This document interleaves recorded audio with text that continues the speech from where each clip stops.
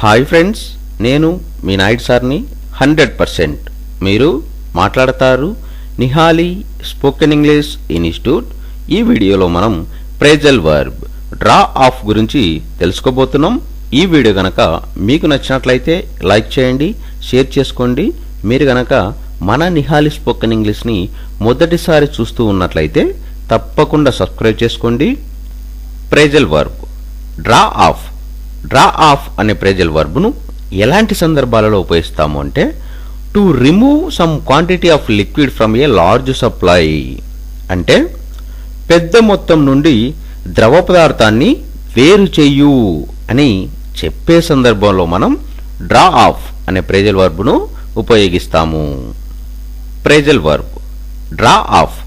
Draw of అనే phrasal వర్బ్ను ఎలాంటి సందర్భాలలో ఉపయోగిస్తాము అంటే, to remove some quantity of liquid from a large supply, అంటే పెద్ద మొత్తం నుండి ద్రవ పదార్థాన్ని వేరు చెయ్యు అని చెప్పే సందర్భంలో మనం డ్రా ఆఫ్ అనే ప్రేజల్ వర్బ్ను ఉపయోగిస్తాము.